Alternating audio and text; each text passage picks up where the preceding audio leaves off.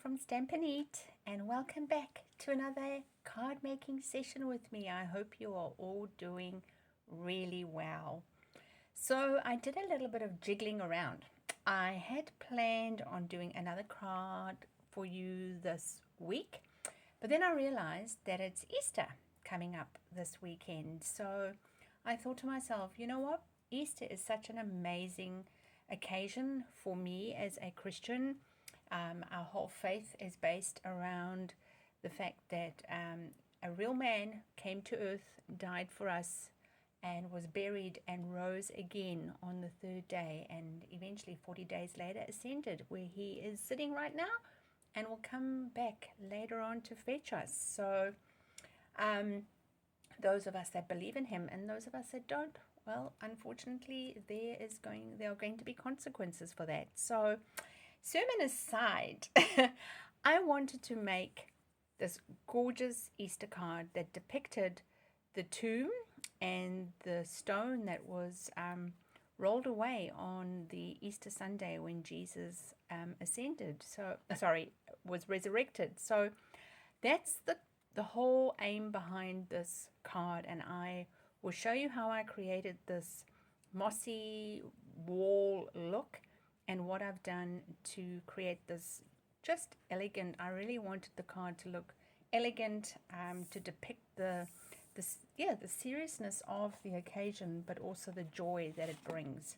So in my card, just so that you know, I've used crumb cake, I've also used mossy meadow, I've used sweet sorbet, flirty flamingo, and the flowers I've stamped are in the Dainty Delight, which I am delighted is carrying through into the new annual catalogue. And I've used the sentiment that he is risen is from the Rejoice in Him, which is currently in the mini catalogue, which retires at the end of April. So if you are a Christian and you do want to get a stamp set that is not about bunnies, not about eggs, but is actually about the real meaning of Easter, I suggest you get that before it retires. And I've stuck with colors that are not retiring. So yes, we've had a big color refresh that was announced this week to demonstrators, and I am losing a lot of my favorite colors, but I'm looking forward to gaining new colors and seeing what I can produce with that. So for this card, I'm using my usual 5.5 by 8.25 scored at 4 1/8. And the beauty of this template that I use is you can either turn it and make it a portrait, or in this case, we're going to be doing a landscape card. Then you will also need a piece of white cardstock that is 4 by, oh my gosh, what is it, 4? So it's 4 1/8, 5.5, which is 1/8 shorter, so 5 3/8. I had to do the math really fast. And then I'm using the soon-to-be retiring brick and mortar 3D embossing folder. So if you want to get this exact folder, you will need to, again, shop really quickly. And I'm going to be using my cut and emboss machine, the big one. So I'll just bring this in, and for this you'll be using plate 1 and plate 4. So you'll pop your embossing folder onto plate 1, plate 4 goes on top with the closed hinge, and then just go through your cut and emboss machine. So we'll just pop that to the side.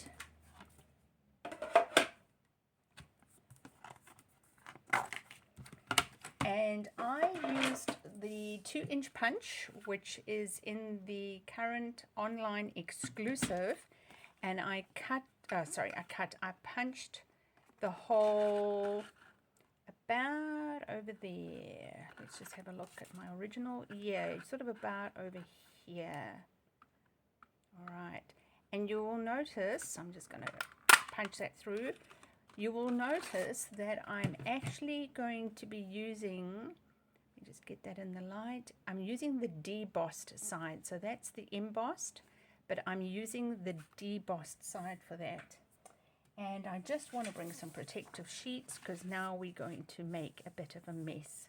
So using my crumb cake first, I'm going to use crumb cake and I'm going to use my blending brush. And what I've done is I have a blending brush for every color group. I don't have them for every color in the Stampin' Up family. I wouldn't have enough space in my craft room for that. So you're just going to lift up some ink, dab off, and then I just went across the bricks. And because you're creating a old style brick look, it really doesn't matter how much or how little ink you get on the bricks, but you do want to try and pick up some of the brickwork. You want to make sure that's coming through nice and strongly. So, and don't forget the stone. Oh, that may be a bit too much. That's all right. Okay, I quite like that. Just pick it up a little bit on the edge here. Very different to when you normally use your blending brushes, because in that case you normally are trying not to get too much texture. And I've just stuck my finger in the ink pad, so hopefully I'm not going to mess that everywhere. And now you're going to swap out, and we're going to use the green blending brush and Mossy Meadow. And I think it's just perfect that it's called Mossy Meadow, because that's exactly the look. Now I inked this up, so I'm just going to go across here and there, because I want to create the look of some old Roman look wall that's got moss growing on it, where Joseph of Arimathea had a burial. He was a wealthy guy, and burial sites were pretty expensive, and so he gifted his for Jesus to be buried in. All right, so the next thing, let me just make sure my hands are clean. The next thing we need to do is we need to do some stamping. I'll just put that to the side. So now we're going to do some stamping of these flowers around. In my mind, it's Israel, it's Northern Hemisphere, and my thinking was it's going to be spring in the Northern Hemisphere, and I just thought, yeah, I can see I brought my flowers a bit more to the thing more to the right, so that's okay. So we'll just create another bunch here. So I'm stamping with my black Memento ink. So yeah, coming back to that idea, I just wanted to create a spring feel, and I'm going to now use the bigger one. So this is going to look completely different because I'm doing a different whole look to this one. So let's come in there,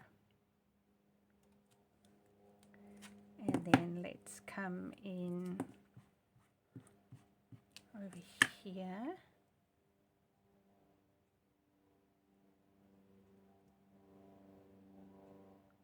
And because we've already embossed, it's a little bit trickier, but it is doable. So I'm going to come back with my previous stamp, and I'm just going to take off the ink, and we're going to go around the tomb, but I'm taking it off my ink pad, the stamp at the bottom there, because I don't want that to come, and apologize if my head's in the way. All right, a few more flowers on this one. That's all right. It's very springy. Just make sure that you've got cleared the ink off where you don't want it to go, and I'll come in there. nice. So yeah, there's quite a few more extra flowers on this one, and that's okay, because that's going to anyway cover it. I'd forgotten about that, but that's all good. Let's do some coloring in. So I'm using my polished pink, oh sorry, not polished pink, light sweet sorbet. I'm going to have to get used to these new colors of the ink colors coming in. My brain's going to have to get a bit used to the new names. Wild Wheat, I think is the one. Boho Blue. I think we're going to cover that, so I don't have to worry about painting that. So we'll just come in with a little bit of pink here and there. Alright, so you get the picture. You're going to be colouring in all those, and you'll be colouring in your leaves with your light mossy meadow. Now that you've coloured it in, we can now start assembling this card. So on your base, we're just going to add, oh, I forgot about this bit. We just need to bring in a bit of green, so very lightly. You don't want on a piece of scrap, just a little bit of green. You don't want to make it a big feature.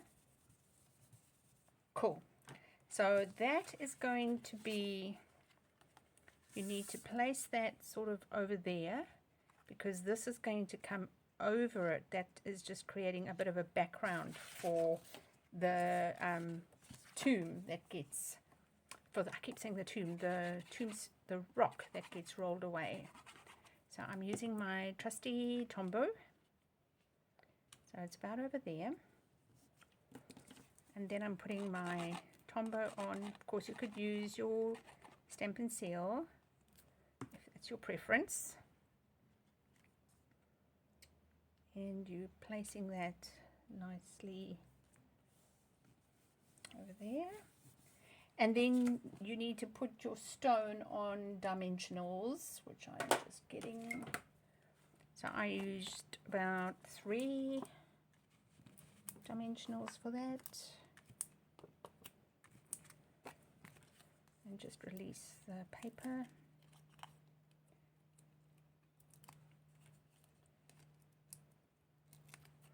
Okay, and just watch the direction of the bricks, and like I said, I'm going to bring that over there where we have our flowers. I should have remembered that.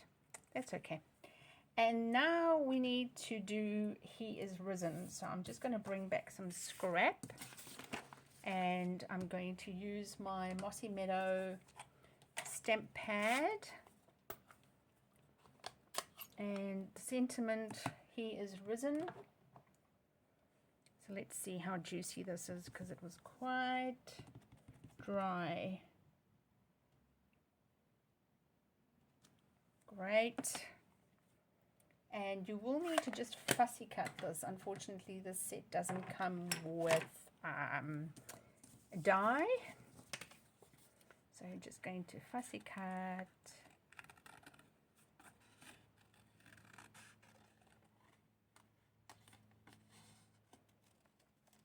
Remember, when you fussy cut, just always go with the direction of the paper. And in this one, I've put some linen thread behind, and we're going to do the same. So for that, you're going to need some tear and tape. And just going to put a little bit, I might actually change this design just a little bit, because I chose different flowers, so we've got a little bit more flowers in a different way. So we're going to just lift up the release tape, and then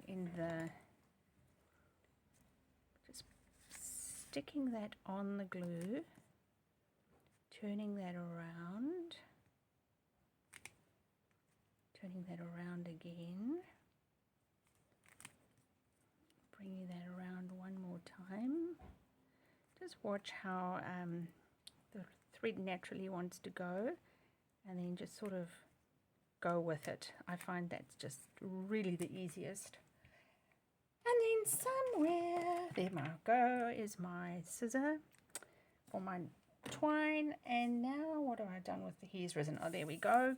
That also is going to go on a dimensional, 2 of those. Or you can cut them in half. All right, and now popping this over the top, and we just need to put some pretty color in there. So I have run out of the little ones that match that, but I'm going to pop some bigger ones in.